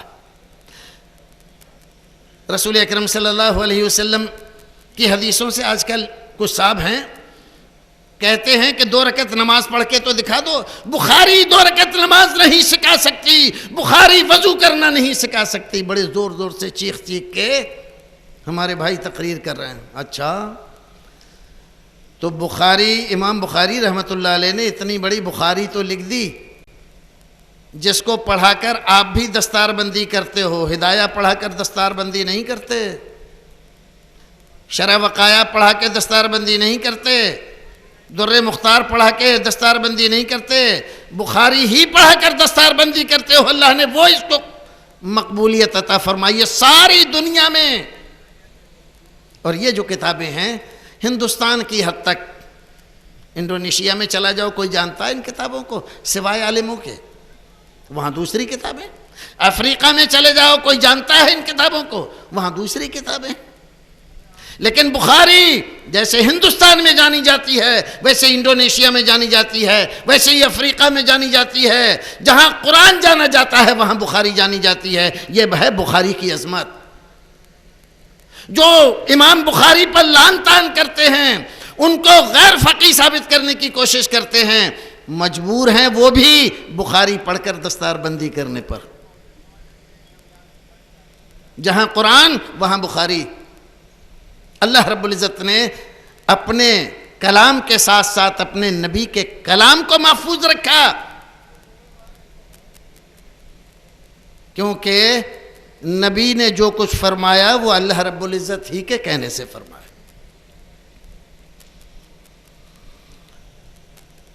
رسول اکرم صلی اللہ علیہ وسلم کے طریقے سے بہتر طریقہ کسی کا نہیں ہے، نہ تھا، نہ ہے اور نہ ہوگا۔ ہمارے بہت سارے بھائی کہتے ہیں کہ بھائی حدیثوں سے یہ نہیں ہو سکتا، وہ نہیں ہو سکتا۔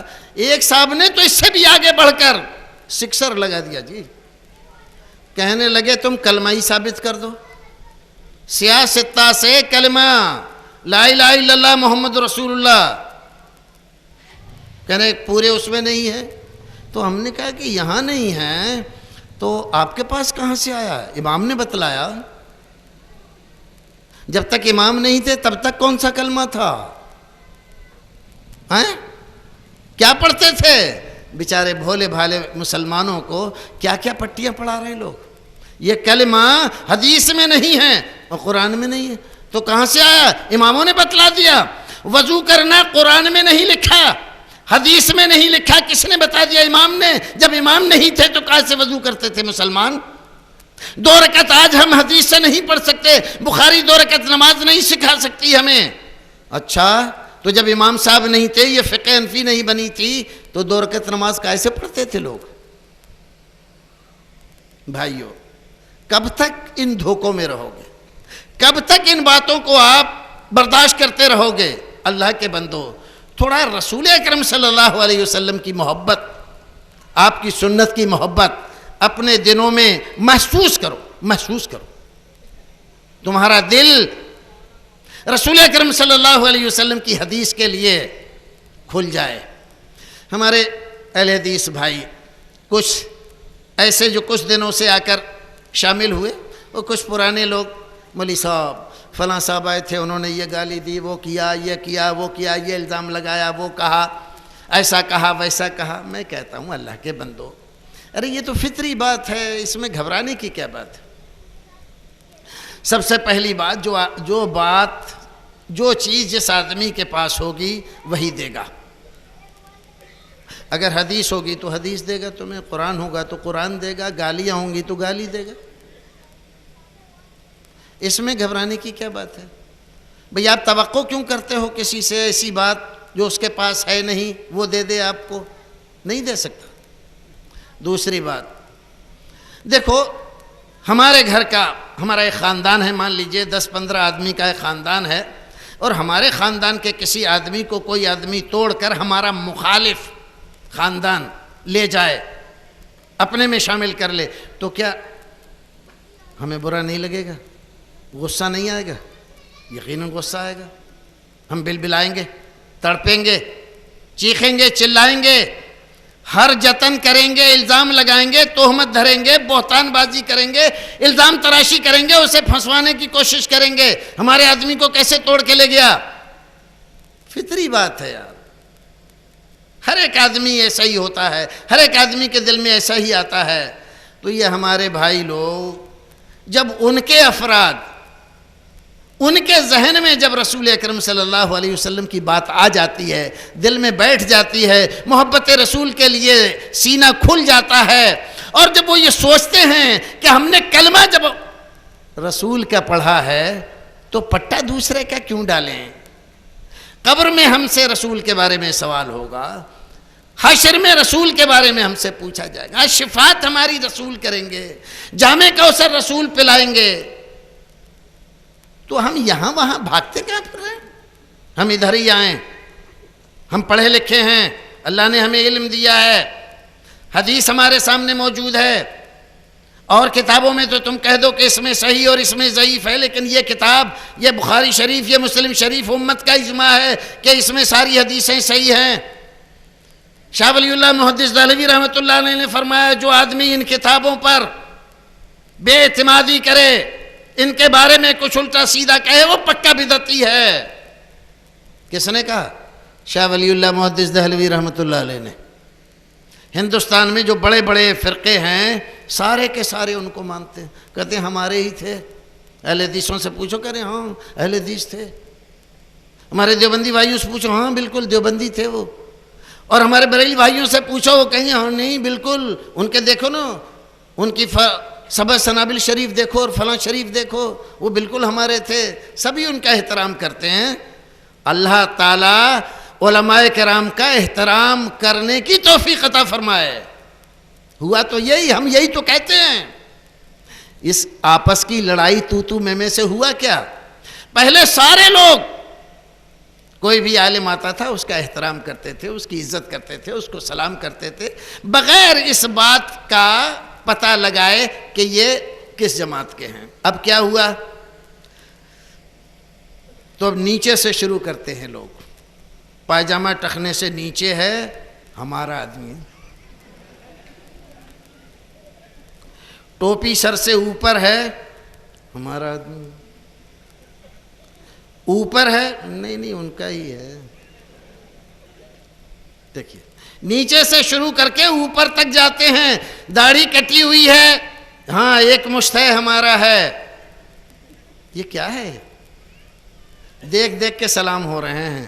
بھائی عالم ہے ہمارے مسلمانوں کا عالم، سب کا احترام کرو، سب کی عزت کرو۔ بھائی کیا بگڑ جاتا ہے آپ کا؟ جب رسول نے کہا افشوا السلام، سلام کو پھیلاؤ، کہا کہ جس کو پہچانتے ہو اس کو بھی سلام کرو، جس کو نہیں پہچانتے اس کو بھی سلام کرو۔ رسول کی بات نہیں ہم ایسے کیسے کر لیں؟ پتا تو چلے یہ ہیں کون۔ ہم رسول سے بھی آگے بڑھنے کی کوشش کر رہے ہیں، اور جو رسول سے آگے بڑھنے کی کوشش کرتا ہے کبھی دنیا میں کامیاب نہیں ہوتا، نہ ہوا ہے نہ ہوگا۔ رسول کے پیچھے چلنے میں خیریت ہے، رسول کے نقش قدم پر چلنے میں خیریت ہے۔ اور جو آگے بڑھنے کی کوشش کرے گا برباد ہو جائے گا، دین چلا جائے گا، اس کو پتہ بھی نہیں چلے گا۔ لا تقدموا بین یدی اللہ ورسولہ، خبردار میرے رسول سے آگے بڑھنے کی کوشش نہ کرو۔ لا ترفعوا اصواتکم فوق صوت النبی، میرے نبی کی آواز سے کسی کی آواز بلند نہیں ہونی چاہیے، یہ رب نے فرمایا، یہ ہے تعظیم، یہ ہے تعظیم رسول جو اللہ رب العزت کرا رہا ہے۔ تو ہم رسول کی بات کتنی ہی پیچھے ہو جائے، اپنے علماء کی بات آگے رہے، ان کے جھنڈے لگائے جائیں، ان کے نعرے لگائے جائیں، ان کے مسلک بکھانے جائیں، خیال نہیں آتا ہمیں۔ دن تو منا رہے ہیں ہم رسول کا، اور مسلک پھیلا رہے ہیں کس کا؟ جھنڈا پھیلا رہے ہیں کس کا؟ دیکھ لو کیا ہے یہ؟ اصل میں شعور کی کمی ہے، رواج، اس رواج نے بیڑا غرق کر دیا ہمارا۔ جو چیز رواج میں آ گئی ہم کر رہے ہیں بغیر سوچے سمجھے، بغیر شعور کے۔ بھائیو، اسلام سب سے ماڈرن، سب سے ترقی یافتہ دین ہے، اور عقل کو جتنا دخل اسلام نے دیا ہے اور جتنا احترام اس نے کیا ہے کسی دین نے نہیں کیا۔ ہمارے ایک استاد تھے سید قطب کے بھائی محمد قطب، انہوں نے بتلایا کہ لندن کا سب سے بڑا جو گرجا گھر ہے لندن میں، اس کے دروازے پر لکھا ہوا ہے اندر جانے سے پہلے اپنی عقل کو باہر چھوڑ جاؤ۔ بات آئی سمجھ میں؟ اندر جا رہے ہو نا، اندر پادری جو کچھ بھی کہے، عقل میں آئے یا نہ آئے، سب کو ہاں ہی کہنا ہے، تمہیں ماننا ہی ہے۔ اس لیے آپ کے لیے مشورہ یہ ہے کہ آپ اپنی عقل کو گرجا میں داخل ہونے سے پہلے ہی باہر چھوڑ جاؤ، جب واپس آؤ تو پھر لے کے گھر چلے جانا، اندر لے جانے کی اجازت نہیں ہے۔ اسلام ایسا نہیں ہے۔ اسلام افلا یعقلون افلا یتدبرون افلا یتدبرون فی القرآن ام علی قلوب اقفالها اولی الابصار اولی الالباب، یہ سب الفاظ کس کے لیے ہیں؟ عقل والے، سمجھ والے، خرد والے، دانش مند، یہ سب جو اللہ رب العزت خطاب کر رہا ہے کس کے لیے؟ عقل والوں کے لیے۔ اور ہم کہیں بھئی ہماری تو سمجھ میں آتا نہیں دین کیا ہے، بھئی جو بھی کہیں عذاب ثواب سب مولوی صاحب کی گردن پہ ہے، ہم کیا جانیں یار دین کیا ہے۔ ارے تو سب کچھ جانتا ہے، کاروبار بہتر سے بہتر کرتا ہے، شادی کرتا ہے تو 10 جگہ ادھر سے ادھر جا کے چھان بین کرتا ہے، کوئی چیز خریدتا ہے تو 10 آدمیوں سے مشورہ کرتا ہے، اور دین کے معاملے میں بالکل عقل سے پیدل ہو گیا۔ تیری سمجھ میں ہی نہیں آ رہا ہے اللہ کیا کہہ رہا ہے، رسول کیا کہہ رہا ہے، رسول کی بات ماننا صحیح ہے کہ کسی اور کی بات ماننا صحیح ہے، معصوم کی بات ماننا درست ہے کہ غیر معصوم کی بات ماننا درست ہے، تیری سمجھ میں نہیں آ رہا ہے۔ علماء پر الزام مت رکھو، قرآن دیکھو کیا کہہ رہا ہے، استبرأ الذین اتبعوا من الذین اتبعوا ورأوا العذاب وتقطعت بهم الاسباب۔ اس دن کو یاد کرو، یہاں تو دنیا میں بڑی مٹر گشتیاں کر رہے ہو نا، اس دن کو یاد کرو۔ استبرأ الذین اتبعوا من الذین اتبعوا، جب قیامت کا دن ہوگا تو جن لوگوں کی یہاں پر پیروی کر رہے تھے، جن کے نعرے لگا رہے تھے، جن کے جھنڈے پھہرا رہے تھے، یہ برات کا اظہار کر دیں ہمارا ان سے کوئی تعلق نہیں، یہ ہمارے نہیں ہیں، ہم نے ان سے نہیں کہا تھا، تو یہ لوگ کہیں ارے ارے ہم تو قیامت میں تمہارے ہی دامن سے چمٹنے کی باتیں کرتے تھے، ارے سالانہ ہم نے مولوی صاحب نذرانہ نہیں دیا تھا، آپ کہہ رہے تھے ہمارے جھنڈے کے نیچے رہنا، یہاں کے کہہ رہے ہو کہ ہم سے کوئی مطلب نہیں ہے، یہ کیسی بات؟ وَرَأَوُا الْعَذَابَ وَتَقَطَّعَتْ بِهِمُ الْأَسْبَابُ، عذاب سامنے دکھائی دے رہا ہوگا، جہنم چنگھاڑ رہی ہوگی، وَتَقَطَّعَتْ بِهِمُ الْأَسْبَابُ، اور سارے رابطے، ساری رشتہ داریاں سب کٹ گئی ہوں گی، تو کہیں گے اچھا اے اللہ آپ دوبارہ بھیج دے، جیسے یہ ہم سے یہ تجاہل عارفانہ کر رہے ہیں، جان بوجھ کر کہہ رہے ہیں ہم نہیں جانتے، ہم بھی دنیا میں جا کر ایسا ہی کریں گے۔ اللہ تعالیٰ سے درخواست کریں گے پروردگار ان کو دون عذاب دینا، ڈبل عذاب، انہی کی وجہ سے ہم گمراہ ہوئے۔ تو وہ کہیں گے ہم کو دون عذاب کا ہے بات کا ہیں؟ ارے ہم کو بھی ویسے ہی عذاب ہو رہا ہے جیسے تم کو ہو رہا ہے، دونے کا ہے بات کا، اس لیے کہ تمہاری وجہ سے ہم گمراہ ہوئے۔ ہم نے کہا تھا کہ تم ہماری بات مان کے گمراہ ہو جاؤ، ارے ہم نے کہا تم ماننے لگے، زبردستی کروائی تھی ہم نے۔ قرآن پڑھو، قرآن۔ علماء کا ایک گروہ کہتا ہے قرآن پڑھو، اس کو سمجھو، ترجمہ ہی کم سے کم پڑھو۔ دوسرا گروہ برابر تبلیغ کر رہا ہے، خبردار قرآن مت چھونا، پڑھنا مت، ترجمہ مت دیکھنا ورنہ گمراہ ہو جاؤ گے۔ کیوں کر رہا ہے؟ کچھ تو سبب ہوگا۔ ہمارے بھائی کہتے ہیں کہ مولوی صاحب یہ کیا وہ کیا، یہ گالی دی وہ گالی دی، اہل حدیث ایسے ہوتے ہیں، ان کو ایسا ہوتا ہے، یہ نہیں آتا وہ نہیں آتا۔ ارے میں نے کہا بھائیو دیکھو، تم سب تاجر آدمی ہو، تجارت کرتے ہو، کاروبار کرتے ہو، ذرا مارکیٹ میں دیکھو کیا ہوتا ہے۔ مارکیٹ میں مان لو یہ مارکیٹ ہے ہماری، اس مارکیٹ میں ایک ہی طرح کا مال بکتا ہے۔ مان لو یہ چمڑے کی مارکیٹ ہے، چمڑا بک رہا ہے، جوتے بک رہے ہیں، چپل بک رہی ہے۔ ایک آدمی کی دکان ہے، شو روم ہے اس کا، اچھا مال مٹیریل لگایا ہے، مناسب دام رکھے ہوئے اس نے۔ ایک آدمی آیا، اس نے دیکھا اس نے کہ بھائی ذرا چپل دکھانا، چپل دکھائی، ایک دیکھی، دو دیکھی، تین دیکھی، یہ دیکھیے یہ اچھی ہے، اس میں چمڑا ایسا لگا ہے، اس میں کام ایسا ہے، یہ بہتر ہے۔ اس کی سمجھ میں آیا، ٹھیک ہے، نہیں سمجھ میں آیا کوئی بات نہیں، وہ اپنی کرسی پہ بیٹھ گیا۔ یہ آدمی نکل کے چلا گیا۔ ایک اور دکان دیکھی، ایک اور دکان دیکھی، ایک دکان پہ گیا، جا کر ذرا سے چپل دکھائی، ہاں آئیے بھائی آئیے، دیکھیے، بیٹھیے، یہ دیکھیے یہ ہے، دیکھیے اس میں یہ مال لگا ہوا ہے اور ایسا ہے، اور دیکھیے یہ کانپور ہے، کانپور بڑے بڑے ٹھگ رہتے ہیں یہاں، ہوشیاری سے کہیں جیب نہ کتر لیں، نقلی مال بھڑا دیتے ہیں یہاں پر، فلاں جگہ کا بنا ہوا مال یہاں پر کانپوری مال بتا کر بیچ دیتے ہیں۔ آپ لگتا ہے نئے آدمی ہیں، کہیں بھولے لگ رہے ہیں آپ، کہیں آپ کا ایسا نہ ہو جائے، دھیان رکھیے گا۔ یہاں اس مارکیٹ میں بہت ایسے لوگ بیٹھے ہوئے ہیں۔ اتنا زیادہ اس کو ڈرا، سارے مارکیٹ کی اتنی برائی کی، کیوں؟ اس لیے کہ مال گھٹیا ہے اس کا اور پیسے زیادہ رکھے ہوئے ہیں۔ سوچ رہا ہے اگر نکل گیا تو لوٹ کے تو آئے گا نہیں، کیا کرے؟ دوسروں کی برائی کر رہا ہے، کیوں؟ تاکہ وہ ڈر کے مارے اسی کا مال خرید لے۔ اور جس کا مال کھرا ہے، دام مناسب ہے، سوچ رہا ہے اگر اس کو کچھ بھی عقل ہے تو گھوم پھر کے آئے گا یہیں، کیونکہ یہ مال کسی اور کے پاس ہے ہی نہیں۔ کسی کی برائی کرے گا نہیں، اپنی بات بتائے بھئی میرا مال ایسا ہے، کھرا مال ہے، اچھا مال ہے، دام مناسب ہے، یہ مال اس دام میں اگر کہیں اور آپ کو مل جائے تو آپ وہاں خرید لیں، اگر نہ ملے تو آپ یہاں آ جائیں۔ سیدھی سادی بات، نہ گالی گلوچ، نہ کسی کی برائی، نہ کسی سے ڈراوا، نہ کسی کا دکھاوا۔ کیوں؟ اس لیے کہ مال کھرا ہے اس کا، کسی سے نہیں ڈرتا۔ لیکن جس آدمی کا مال کھوٹا ہے، دام غیر واجبی رکھے ہوئے ہیں، تو وہ کیا کرتا ہے؟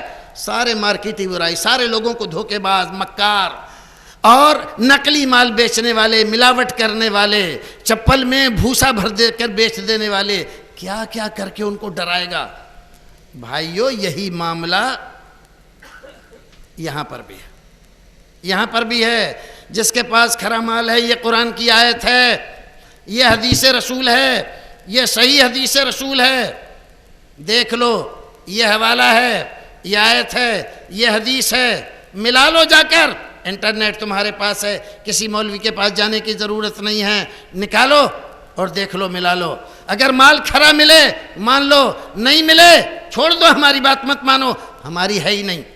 یہ بات تو رسول کی ہے، ہماری تھوڑی مان رہا ہے۔ کون سے ہم اپنے باپ کی بات یہاں پر تمہیں بتا رہے ہیں کہ ہمارے باپ کی بات ہے، مان لو، نہیں مانو گے تو ہمارے باپ کی عزت کم ہو جائے گی۔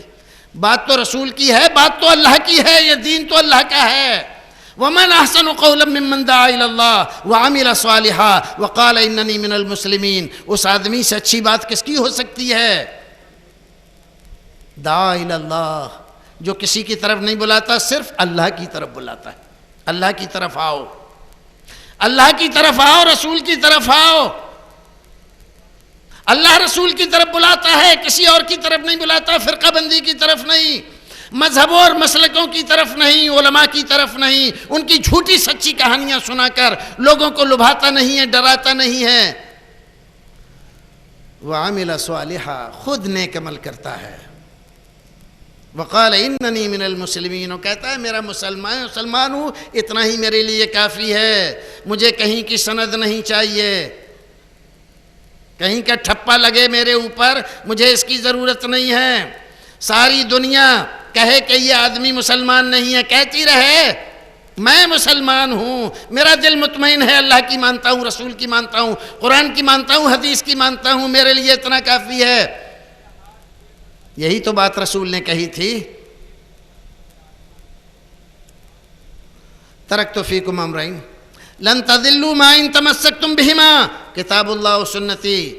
میں تو جا رہا ہوں دنیا سے، دو چیزیں چھوڑ کے جا رہا ہوں، ایک کتاب اللہ، ایک سنت رسول اللہ، اگر اس کو لازم پکڑو گے لن تضلوا، لن تضلوا، ہرگز گمراہ نہیں ہو سکتے۔ اور جو تمہیں گمراہ کہے وہ خود ہی گمراہ ہے، تم گمراہ نہیں ہو۔ یہ سرٹیفکیٹ رسول کا ہے کہ تم گمراہ نہیں ہو، یہ رسول کا سرٹیفکیٹ ہے، رسول کے سرٹیفکیٹ کے مقابلے میں کسی کا سرٹیفکیٹ نہیں چلتا۔ جو اللہ رسول کی مانتا ہے وہی ہدایت پر ہے، وہی سچا ہے، اور جو اللہ رسول کی طرف نہیں بلاتا، ان کی بات نہیں مانتا، ادھر ادھر کی طرف بلاتا ہے، فرقہ بندی کرتا ہے، مسلمانوں کو لڑاتا ہے، نفرتیں بیچتا ہے، نفرتوں کا کاروبار کرتا ہے، خرید و فروخت کرتا ہے، اس آدمی کی بات اچھی نہیں ہے، اس آدمی کی بات اچھی نہیں ہے، اس سے بچ کر رہو۔ پروردگار ہمیں اور آپ کو نیک عمل کرنے کی توفیق عطا فرمائے۔ جب تک دنیا میں رکھے ایمان و سلامتی کے ساتھ رکھے، جب دنیا سے لے جائے ایمان و سلامتی کے ساتھ لے جائے۔ پروردگار بھائیوں، پیار محبت کے ساتھ رہو، دین زندگی جب تک ہے، دین کو حاصل کرنے کی، سمجھنے کی کوشش کرو، بغیر کسی نفرت کے۔ کسی بھی آدمی کے پاس جاؤ، اگر بتا دیتا ہے ٹھیک ہے، نہیں بتاتا دوسرے آدمی سے پوچھو، تیسرے سے پوچھ لو، نہیں تو جو علم اللہ رب العزت نے آپ کو دیا اس کے ذریعے سے حاصل کرنے کی کوشش کرو۔ آج قرآن کا ترجمہ اردو میں، فارسی میں، ہندی میں، انگریزی میں، کوئی زبان تو آپ کو آتی ہے، نہیں آتی ہے تو آپ کے بچوں کو آتی ہے، ان سے پڑھوا کے سن لیا کرو، سمجھو، کچھ سمجھنے کی کوشش کرو، حدیث پڑھوا کے سن لو، سمجھنے کی کوشش کرو۔ انٹرنیٹ پہ موجود ہیں، سننے کے لیے بھی حدیثیں آپ سن سکتے ہو، ان کا ترجمہ بھی سن سکتے ہو۔ تو آج کسی کے پاس کوئی عذر نہیں ہے کہ پروردگار ہم تو بے علم تھے، پڑھے لکھے نہیں تھے، ہم تو کچھ جانتے نہیں تھے، پروردگار ہم کیا کرتے، جیسا انہوں نے بتایا ویسا مان لیا۔ تو اللہ رب العزت کہے گا جھوٹ مت بول، تیرے زمانے میں سارے وسائل موجود تھے، تو دیکھ سکتا تھا، پڑھ سکتا تھا، سن سکتا تھا، دوسرے سے پڑھوا سکتا تھا، تو نے خود کیوں نہیں پڑھا، کیوں نہیں پڑھ کے سنا؟ تو کوئی عذر نہیں ہوگا، اس لیے کوئی عذر مت سمجھو، تم جیسے ہو اللہ رب العزت کی یہاں جواب دہ ہو۔ اور یہ یقین ہے، ایمان ہے ہر ایک مسلمان کا کہ ایک دن ایسا آنا ہے کہ ساری مخلوق ختم ہو جائے گی، دنیا فنا ہو جائے گی، اللہ رب العزت کے دربار میں سب کو کھڑا ہونا ہوگا اور وہاں جواب دینا ہوگا۔ پروردگار ہمیں اور آپ کو نیک عمل کرنے کی توفیق عطا فرمائے، آپس میں میل محبت پیدا کرے، پروردگار علماء کرام کا احترام کرنے کی توفیق دے، اے امامان دین کا صحیح احترام، صحیح تعظیم و توقیر کی توفیق عطا فرمائے، اور رسول اکرم صلی اللہ علیہ وسلم کی سنتوں کی محبت ہمارے سینوں میں پروردگار کوٹ کوٹ کے بھر دے، تاکہ ہم کبھی ادھر ادھر جا کر اپنے آپ کو رسوا نہ کریں۔ وآخر دعوانا ان الحمد للہ رب العالمین۔